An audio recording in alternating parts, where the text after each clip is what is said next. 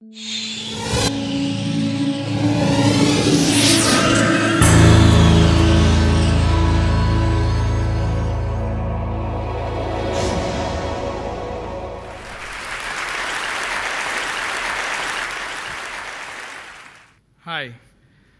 For those of you who haven't seen Dancing Bears, these are the Dancing Bears. In '95, we started working on a 2-year investigative research project to try and find out what was going on, because the sloth bears in the wild were obviously getting depleted because of this. This is the Kalandar community. They're a marginalized Islamic community who live across India, and they've been in India since the 13th century. We went about getting evidence of what was going on, and this is footage from a hidden camera and a button. And we went in pretending to be buyers, and we found this right in this very state in Karnataka. And bear cubs were being harvested from across the country and being sold and traded. These were being sold for about $2,000 each, and they're used for bear paw soup, and also being trained later on to become dancing bears like the one you just saw. Sadly, the family of Kalandars depended on this bear. The couple are barely 18 years old. They already have 4 children beside them. You can see them. And the economy of the family and their livelihood depended on this animal, so we had to deal with it in a very practical and sustainable manner. Now, when we started working deeper and digging deeper, we found that it's an illegal act. These guys could go to jail for up to 7 years if they were caught by authorities. And what they were doing to the bears was really appalling. It was unacceptable. The mother bears are usually killed. The cubs which are taken are separated. Their teeth are basically bashed out with a metal rod, and they use a red-hot iron needle to make a hole through the muzzle. Now, we had to start changing these people and converting them from using that for a livelihood to getting something else. So this is Bittu Kalandar, who was our first experiment, and we were so unsure that this would work. We weren't sure at all. And we managed to convince him, and we said, okay, here's some seed fund. Let's see if you can get something else. And we got the bear surrendered to, we set up a sanctuary. We have 4 sanctuaries in India, and now he sells cool drinks. He's by the highway. He has a telephone booth. And then it started. There was no turning back after that. This is Saduwa, who came and surrendered his bear. Now he runs a cattle fodder store and a grain store near Agra. Then there was no looking back at all for us. We gave cycle rickshaws, we set up carpet weaving units, vocational training for the women. The women were just not allowed to come out of the community and work with the mainstream society, so we were able to address that.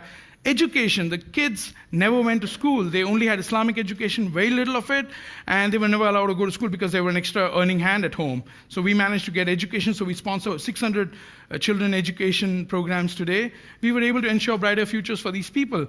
Of course, we had to also get the bears in. This is what happens to the bears when they come in, and this is what we turn them into. We have a veterinary facility in our rescue centers. So basically, in 2002, there were 1,200 dancing bears, and we've rescued over 550 dancing bears. We've been able to ensure better futures for the people and the bears.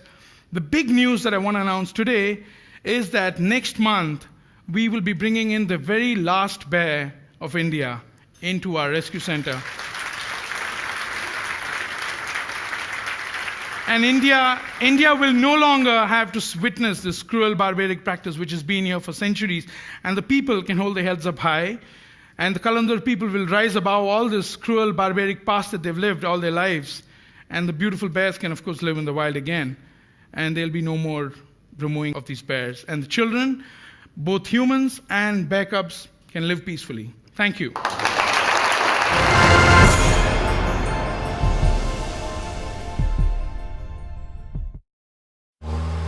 Traffic is a global epidemic. US traffic is creating 45% of the world's air pollution. In the UK, time wasted in traffic costs $20 billion a year. Would you pay for cleaner air and a faster commute? Stockholm put it to a vote. I voted for it, yes. I voted for it.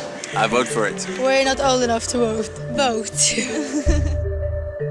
We had to do something in Stockholm to improve the environment and to get a better flow in the traffic. We put a price on taking your car into the central parts of Stockholm, and we call that congestion charges. If you start a system like this and it doesn't work on the first day, then you will be in big trouble. It must be perfect from day one. There are 18 entry gates to the city. Each is equipped with cameras. Pictures are taken of the rear and front license plates. These pictures are sent to a central system that identifies the license plates and makes sure that the right person pays for the right passages. One of the obstacles we overcame was the OCR, the optical character reading of the license plate. We went out to IBM's global organization and the R&D centers and find a very good software we could use, and we managed to implement it in 2 months' time. This is the heart of the system where all images and passages are being processed. Over 99% of all pictures are correctly identified. No, it's nice. This is how it should be all the time. Behind me you can see the traffic, and the clock is 6 p.m. Before we had the congestion charging, the traffic was queuing up at this time of the day. Jag tycker det är en bra idé. I think it's a good idea because I think that we should take care of the environment in the city. The traffic went down with about 22%, and the air pollution was about 14% better.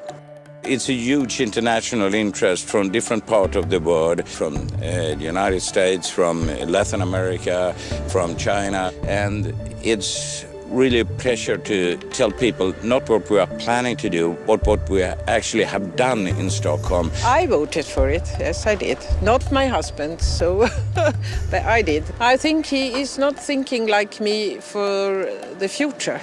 I'm thinking for the children and the grandchildren.